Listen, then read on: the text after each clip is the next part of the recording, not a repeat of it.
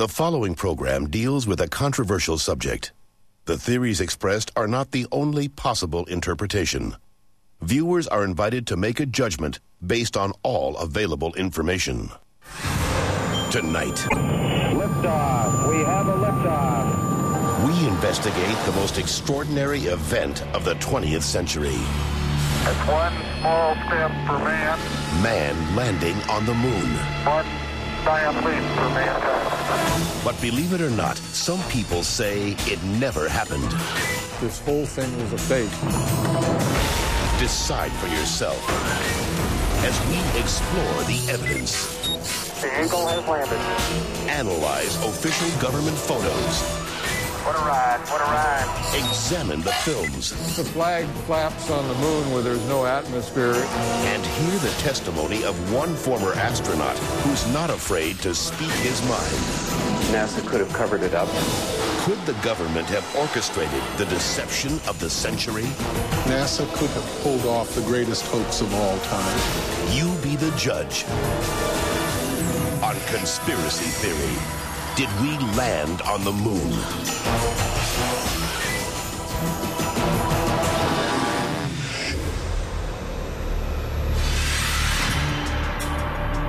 On July 16th, 1969, America held its breath.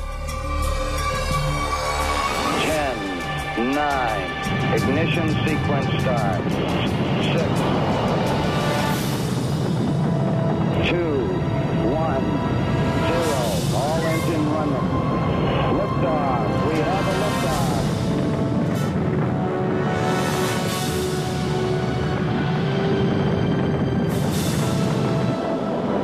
Apollo 11 blasted into space, beginning its 250,000-mile journey to the moon.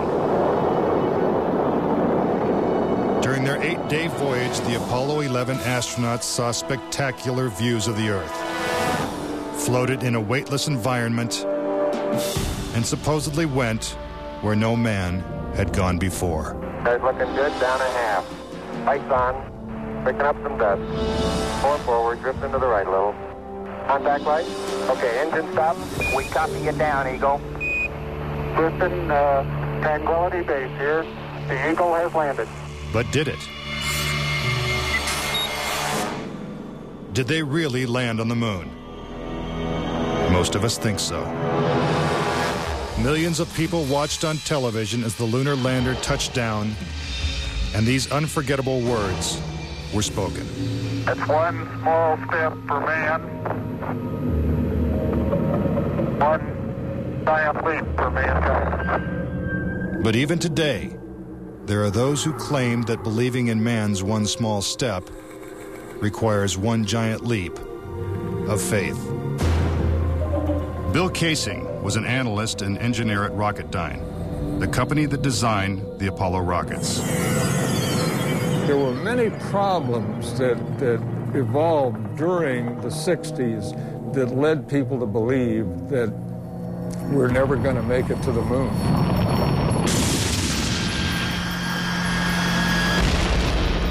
Three decades ago, when the world watched Apollo's lunar landings, Bill Casing was watching too. But what he saw on television, combined with his experiences at Rocketdyne, made him a skeptic. The whole thing then seemed phony to me. I think it was an intuitive feeling that what was being shown was not real.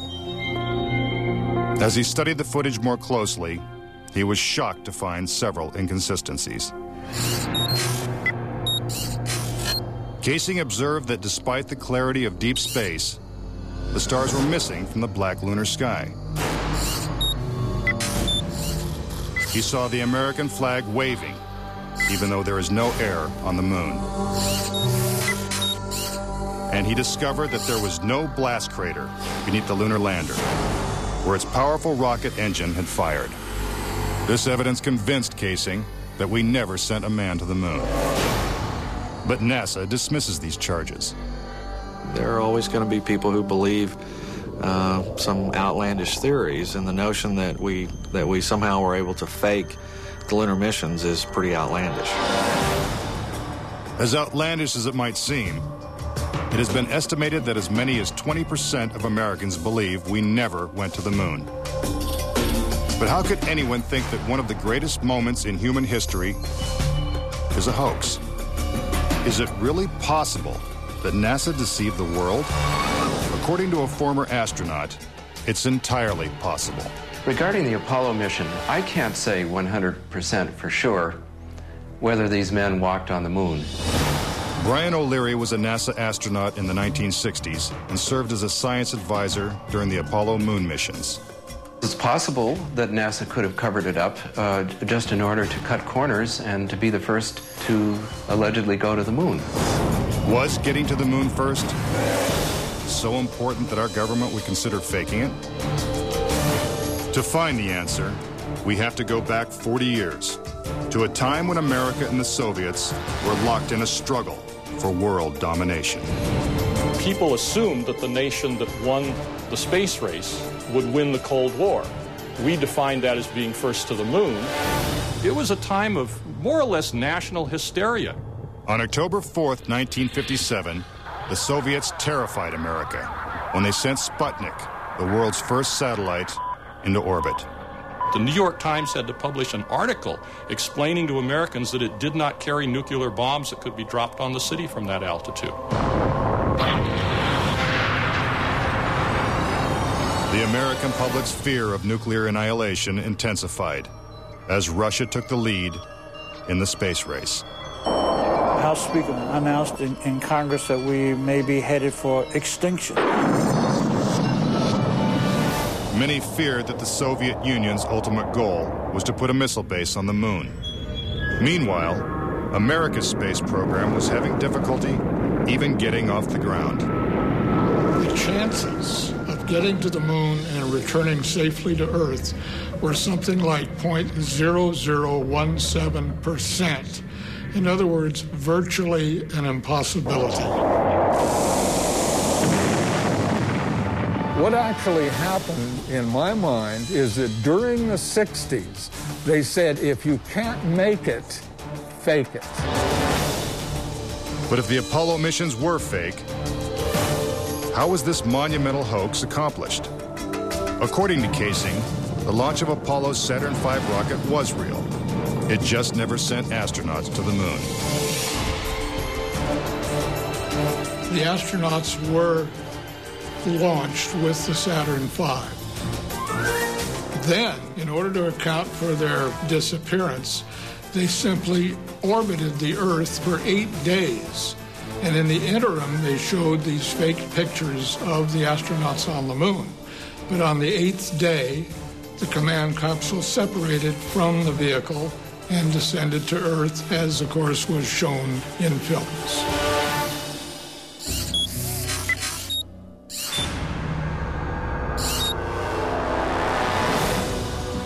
This theory inspired the 1978 movie Capricorn 1, in which the government attempts to fool the world by faking a mission to Mars. We do not claim this planet in the name of America. We claim it in the name of all the people of the planet Earth. The Apollo footage is strikingly similar to the scenes in Capricorn 1. Producer Paul Lazarus suggests that the film's plotline could be more fact than fiction. I believe, had they wanted to, that NASA could indeed have pulled off the greatest hoax of all time, never sent anyone to the moon, and recreated it in a television studio. And I believe it could have been done at that time. The technology was in place. The footing is solid. The surface seems powdery. Surface is fine and powdery. I can pick it up loosely with my toe. What we put up on the screen was our own simulated version of whatever we could do within a $4.8 million budget. But with NASA's $40 billion budget, Casing believes they had the resources to pull off a hoax if they couldn't make it to the moon. The reason I believe that NASA and the government faked the moon landing was basically it was technically impossible to do it. And they simply had to come up with some sort of alternative that they felt the public would believe. Casing theorizes that the lunar landings were actually filmed in Nevada's high desert, at the top secret military base known as Area 51. Area 51 is one of the most heavily guarded facilities in the United States. If you went in and tried to get some information, you could be shot and killed without any warning. Russian spy satellite photos of Area 51 reveal not only a series of hangars that resemble movie sound stages, but also barren moon-like areas which coincidentally are covered with craters. Compare this photo of a lunar crater allegedly taken from the moon's orbit by Apollo 10 with this satellite photo of a crater at Area 51. Even astronauts acknowledge the similarity of the terrain. It has a stark beauty all its own. It's like much of the high desert of the United States. Could billions of people really have been fooled into thinking the Nevada desert was the moon? Casing believes it's possible, and maybe the real reason Area 51 is so heavily guarded. This is a very secret base, and with good reason, because undoubtedly the moon sets are still there.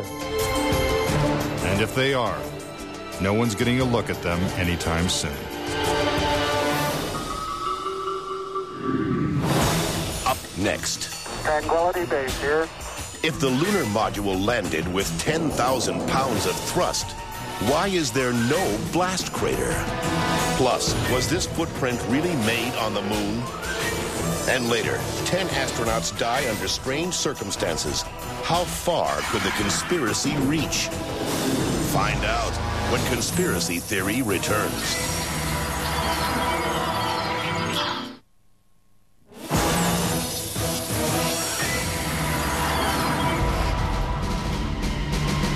We've all been led to believe that on July 20th, 1969, the Lunar Excursion Module, also known as the LEM, carried American astronauts to the surface of the moon.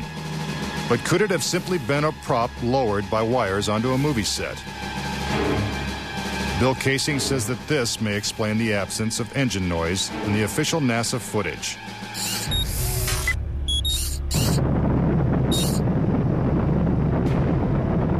The noise level of a rocket engine is up into the 140, 150 decibel range. In other words, enormously loud.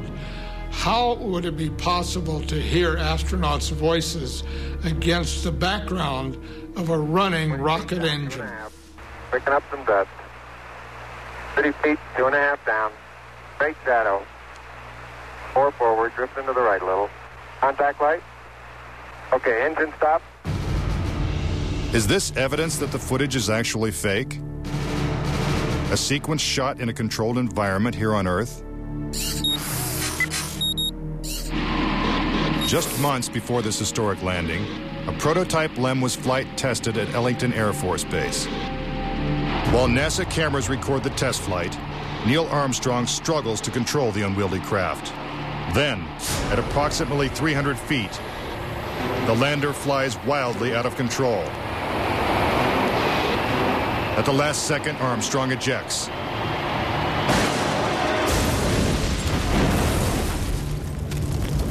And floats to safety.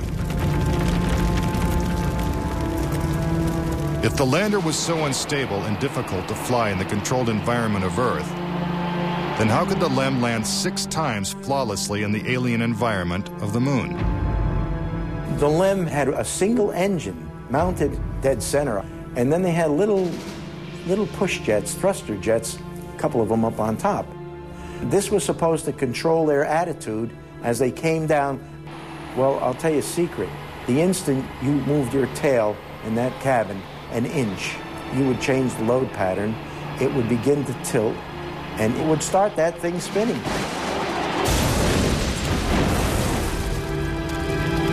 The arguments that have been arrayed on the side of those who believe that the lunar landings were a hoax are very elaborate, and they have to be to support a theory like this. In the end, there's one set of evidence that is irrefutable, and that is that there are footprints, boot prints, still on the lunar surface. But conspiracy theorists say that the footprints themselves are suspicious. The surface appears to be very fine-grained as you get close to it. It's almost like a powder. To have a powerful rocket engine blast the surface of the moon, blasting away all of the dust, and then find footprints surrounding the lunar lander, that to me would be an impossibility. Photo after photo reveals that the lunar surface surrounding the LEM is covered with footprints. But Casing says there's something even more difficult to explain. The fact that there's no blast crater under the LEM is one of the most conclusive pieces of evidence that I find supporting the hoax. In fact, no sign of a blast crater is visible for any of the 6 lunar landings. But LEM specialist Paul Fiel says he can explain why the lunar module left no crater when landing on the moon. The amount of thrust that you need coming out of the bottom of the descent engine is about 1,500, 2,000 pounds of thrust. And all that does is just push dust away. There's no burning or anything like that. Yet NASA's own scientific illustrations clearly depict a blast crater. Then there's one other point. If they had truly landed on the moon, this dust would have then descended on the lunar lander, on the foot pads, and we find not a trace of dust on the foot pads. When I discovered that alone, I said, no way am I looking at a lunar lander that landed on the moon. Could it be that the LEM was just a prop on a giant lunar movie set? When Armstrong said, that's one small step for man and one giant leap for mankind, the footprint that he made could have easily been made in Area 51. Casing points out that the LEM's departure from the lunar surface is even more suspicious. In the footage of the ascent stage going up, what you don't see is an exhaust plume coming out of the rocket engine nozzle. What a ride, what a ride. But what do we see? We see the ascent stage suddenly pop up without any exhaust plume whatsoever, as though it were jerked up by a cable. Is this evidence of a conspiracy? Was the government capable of such a massive cover-up? To propose that this was all faked and a hoax, they have to say that every piece of evidence, that every physical, scientific test that one could offer to support the reality of the lunar landings, they have to say that all of those are fake. I would say that my conviction that Apollo was a fake was really not according to one specific piece of evidence, but it was cumulative. This whole thing was a fake. Coming up. We're getting a picture on the TV. If there's no air on the moon, why is this American flag waving? Plus, could these official NASA photos have been doctored? All of the photographs were faked. And later, is it possible for humans to have survived the deadly radiation in deep space? When Conspiracy Theory continues.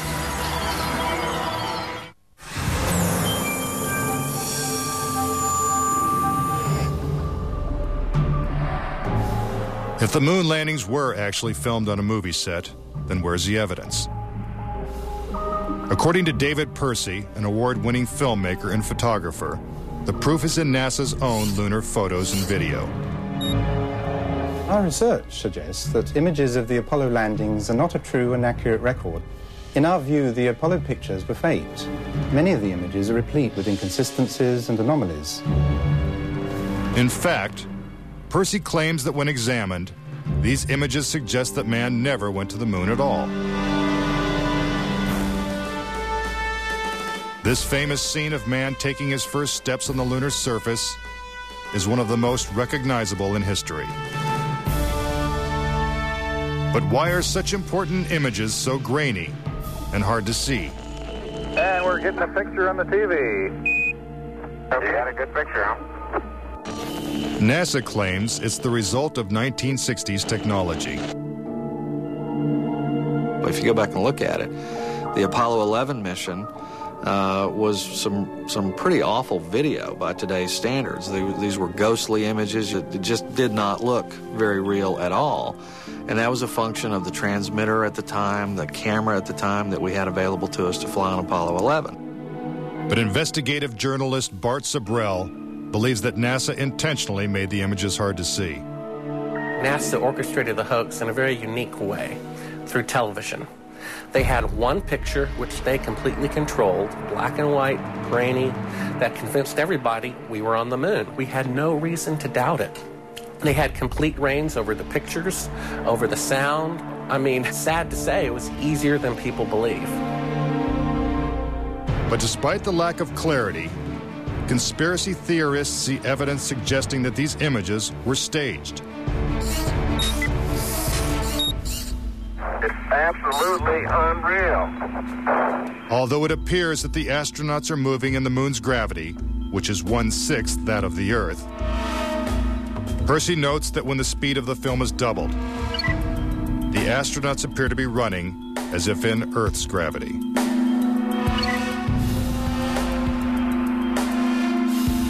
Also, when the footage of the lunar rover is doubled in speed, it looks as if it's driving here on Earth. But there's another reason some believe the Apollo missions were shot on Earth.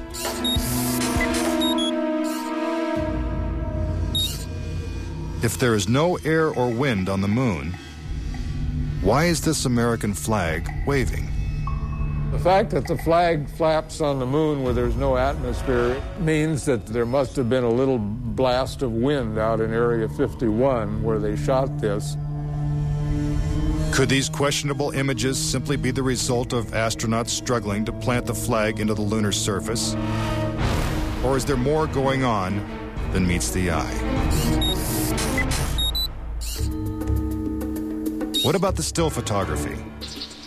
Some say the design of the bulky spacesuits would have made it extremely difficult for the astronauts to operate their chest-mounted cameras. The man who designed these cameras is Jan Lundberg. Once on the moon, on the lunar surface, in the dress, in the life support system, you couldn't see the camera. They couldn't bend their head that far down. They had no viewfinder. They had to aim by moving their body. Click, click, click. If the cameras were so difficult to manipulate, how were thousands of photos taken with crystal clarity and precise framing? The pictures that we see that allegedly were taken on the moon are absolutely perfect. But with closer examination, Casing says flaws begin to emerge. Unfortunately, errors were made which are now being discovered. Conspiracy theorists point out that lighting is a major flaw in the lunar photos. Case in point, on the moon, the astronauts' only source of light was the sun. They had no extra lighting, no flashes or things like that. Yet in this photograph from Apollo 14, the shadows are cast in different directions, suggesting multiple light sources. The shadows cast by the rocks in the foreground should have been east-west, like the LEM shadow. And in this photo from Apollo 17, again the shadows are pointing in different directions. Outside in sunlight, shadows always run parallel with one another. So the shadows will never intersect. Conspiracy theorists say it's not just the shadows that indicate the use of additional lights, but what has been photographed in the shadows. For example, here's an astronaut who descends into a huge shadow cast by the lunar module. Yet his entire body is still visible. How is it that he is not shrouded in darkness? Here's the same maneuver from another Apollo mission.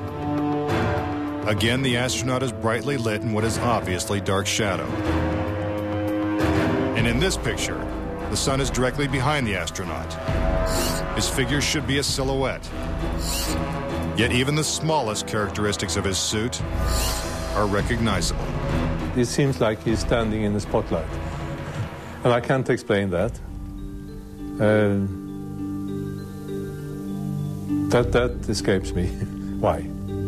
And finally, in this picture with the sun behind the lunar module, the front of the craft is clearly visible. The words United States are crisp and clear. How could these backlit pictures be so detailed? It's because there's more than one light source, which means they're not on the moon. But NASA simply dismisses these arguments. There are a number of claims that the pictures taken by Apollo astronauts were faked. And there are so many, it would be an exercise in futility to go off and try to answer all of those. But the questions continue. Why do some of these images shot at different times and different places appear to have identical backgrounds? These two photos seem to have the same mountain backdrop, yet the lunar module is only present in one of them. Seemingly impossible, since the LEM never moved and its base remained even after the mission. What a ride, what a ride. Some suggest the same artificial backdrop was used when shooting two entirely separate pictures. Background discrepancies are also apparent in the lunar video. The best evidence are some pictorial anomalies in the photographic record of the trip to the moon. There is one for Apollo 16 where the same shot, the same hill, appears in 2 different days. This tape was shot on what was reported to be the first of Apollo 16's lunar excursions. But it couldn't pick a better spot. And this video was from the next day at a different location. That is the most beautiful sight. NASA claims the second location was 2.5 miles away. But when one video is superimposed over the other, the locations appear identical. The conspiracy theorists see that as evidence that we didn't go to the moon, that it was staged, and the opposite point of view is that it's a case of bad editing. It's absolutely unreal. Conspiracy theorists claim that even closer examination of the photos suggest evidence of doctoring.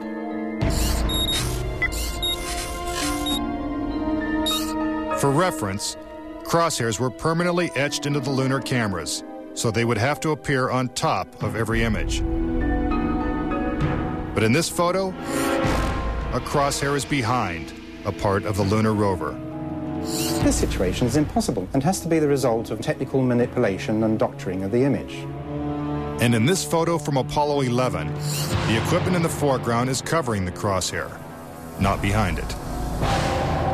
And in another from Apollo 12, the American flag is covering one crosshair and the astronaut is covering the other.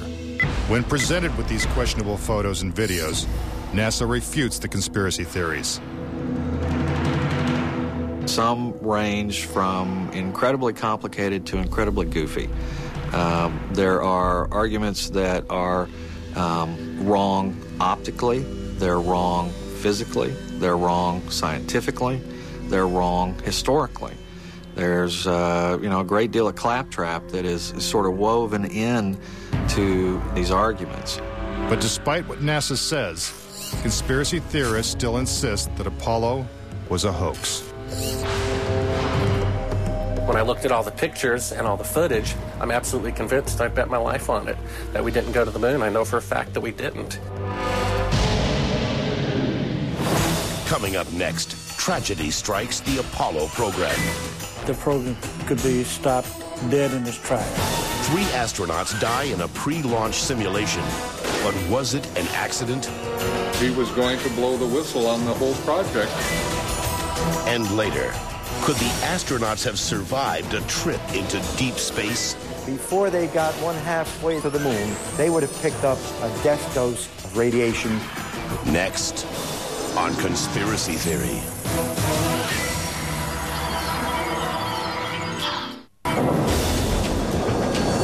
If what conspiracy theorists say is true, how could NASA perpetrate such a widespread hoax without someone from the inside blowing the whistle?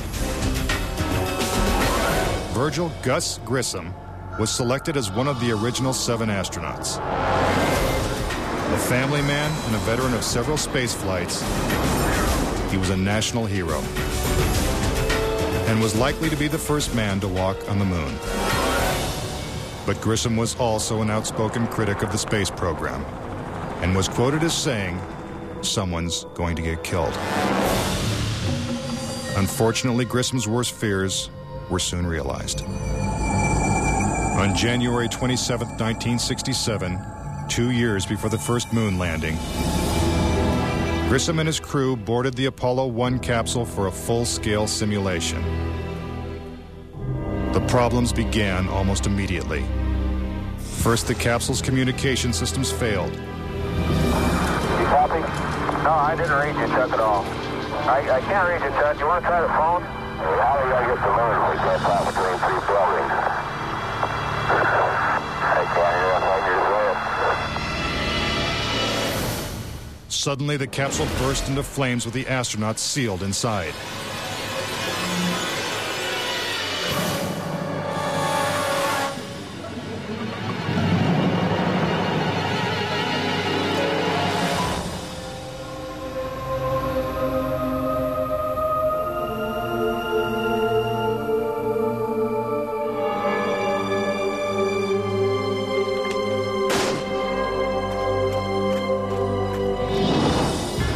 Tragically, Gus Grissom, Ed White,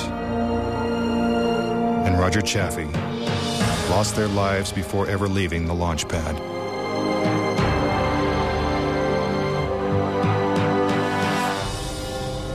Gus Grissom's family believes the Apollo 1 fire was no accident. I think it was intentionally sabotaged by someone. It's been a question in my mind, what was found in the accident investigation and how was that handled? Was the CIA involved or whoever? But it was done intentionally. Grissom's family doesn't know who was responsible for his death or why it happened.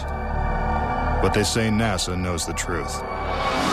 Gus gave his life for this program, and I feel like that it is up to NASA to come forward and give us a direct answer to what really happened. Were Gus Grissom and the Apollo 1 astronauts victims of a tragic accident? Or were they intentionally silenced because they knew too much? We may never know. The cause of the fire is still a mystery, and the capsule remains locked away at a military base. But Grissom wasn't the only Apollo critic to meet with a suspicious and untimely death. Thomas Ronald Barron was a safety inspector during Apollo 1's construction. After the fire, Barron testified before Congress that the Apollo program was in such disarray that the United States would never make it to the moon. He claimed his opinions made him a target. Has there been any pressure on you by NASA? Nothing. We were, my wife and I were somewhat harassed at home when this first thing broke some time back, but it's gone away now. As part of his testimony, Barron submitted a 500-page report detailing his findings. There was a real fear that the program could be stopped dead in its tracks. Then exactly 1 week after he testified, Barron's car was struck by a train. Barron, his wife, and stepdaughter were killed instantly. I believe that Thomas Ronald Barron was murdered because he had the truth to tell about the Apollo project. Barron's report mysteriously disappeared, and to this day, it has never been found. But the Apollo program continued, and so did the string of untimely deaths. Between 1964 and 1967, a total of 10 astronauts lost their lives in freak accidents. These deaths accounted for an astonishing 15% of NASA's astronaut corps. To keep something that's a lie wrapped up and covered over, you've got to eliminate all the people that can talk about it. Could the government have gone this far to pull off such an elaborate hoax? NASA says it's impossible. There were probably 250,000 people who were directly involved in the Apollo program, and another 500,000 people beyond that. 750,000 people can't keep a secret like that. That's just not going to happen. But Bart Sabrell insists that most NASA employees knew nothing of the deception. Very few people at NASA knew. The thing is so departmentalized. You got the person building the bolts in Houston, or doing this in Seattle, or doing this in Florida. No one knows the full picture. So, you had no one seen the full picture of anything except a handful of people. If the conspiracy theorists are right, and only a few people knew the whole story, then the truth may remain buried forever. When we return, could the astronauts have survived the deadly radiation of space? Getting them past the radiation belt would have been impossible. And a Russian cosmonaut breaks his silence when conspiracy theory returns.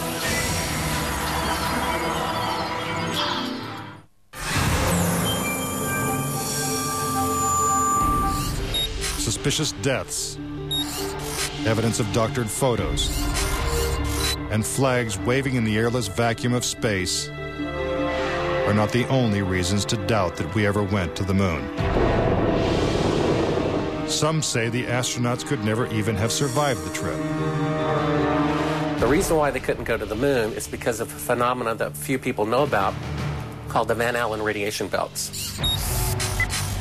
500 miles above the Earth, these bands of intense radiation surround our planet and are thousands of miles thick. Any human being traveling through the Van Allen belt would have been rendered either extremely ill or actually killed by the radiation within a short time thereafter. Other than the Apollo missions, no other manned space flight has attempted to pass through this deadly radiation. Every manned mission in history, Gemini, Mercury, Skylab, the Space Shuttle, has been below the radiation belt, all except going to the moon. To protect the astronauts, the capsule would have needed 6 feet of lead shielding, according to physicist Ralph Rene. Obviously, the only shielding they had was the literally paper-thin outer hull of aluminum, and their suits consisting of glass fiber, some aluminum fibers, and silicon rubber. It's very interesting concerning radiation that the astronauts were protected by a thin film of aluminum when here on Earth they put a lead shield on us when they take a dental x-ray. Some theorize that if the Van Allen belts didn't kill the astronauts, even deadlier doses of radiation deeper in space would have. Violent explosions in the sun called magnetic storms flood space with intense radioactivity. A magnetic storm will come along, and that can increase the intensity of the radiation belts by maybe 1,000 times above what it was before. According to Rene, the Apollo 16 mission coincided with one of the sun's most intense storms ever recorded.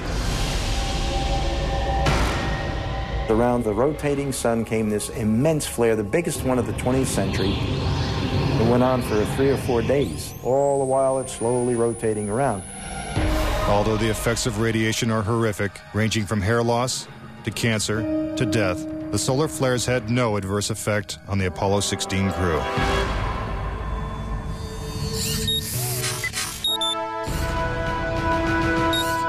NASA had another problem, and one is that the moon's surface is totally inhospitable to man. If you do it in the dark, and that includes any part of the shadow of the spacecraft itself, the temperatures go down to 250 degrees below zero. In the sun, the temperatures go up to 250 degrees above zero.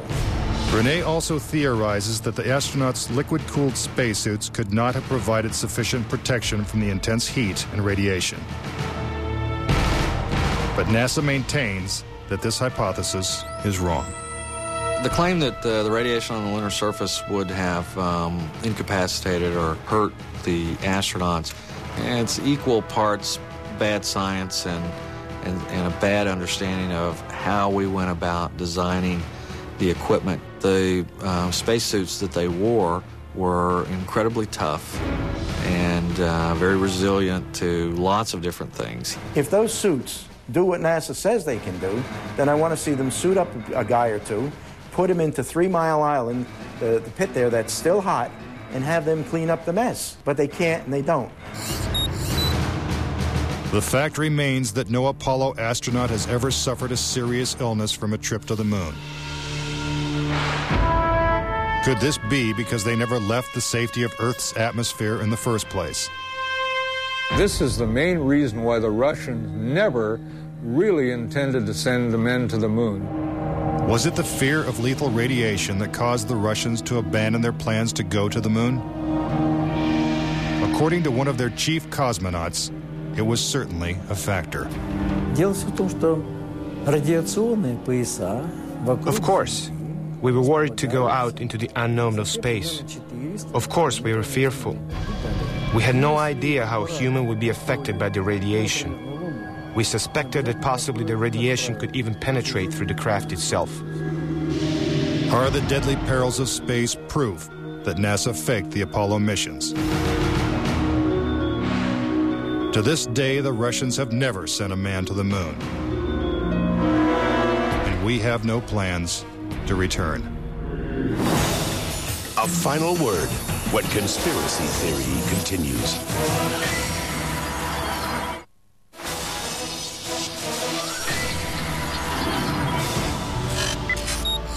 Now, various theories and explanations. Do you believe it's possible for our government to perpetrate such an incredible hoax? Is it conceivable that with its $40 billion price tag, the Apollo program was nothing more than the most expensive movie ever made? It is my personal belief, and I totally believe this after all the years of research I've done on this, that NASA never landed a man on the moon.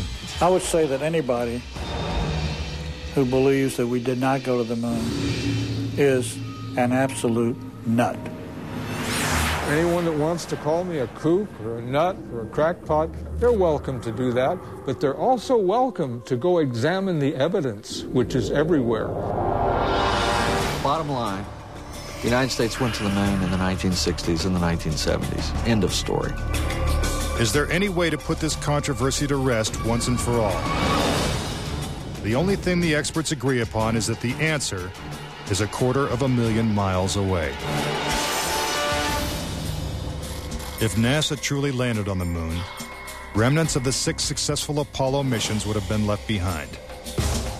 The base structures of the LEMs, the abandoned lunar rovers. Even the American flags would still be standing at each landing site. I would like to invite NASA and all of their supporters to simply take the most powerful telescope on Earth and see if there's a lunar lander there. If there's a lunar lander there, I'll never say another word about an Apollo hoax. If there's no lunar lander there, I'll rest my case. But no telescope exists that can examine the moon in such detail. Do objects from the Apollo missions remain on the moon in silent testimony? Or is the conspiracy theory true? In 2 years, Japan will send an orbiter to take close-up photos of the moon's surface. What will they find? Until then, the question remains, did we land on the moon?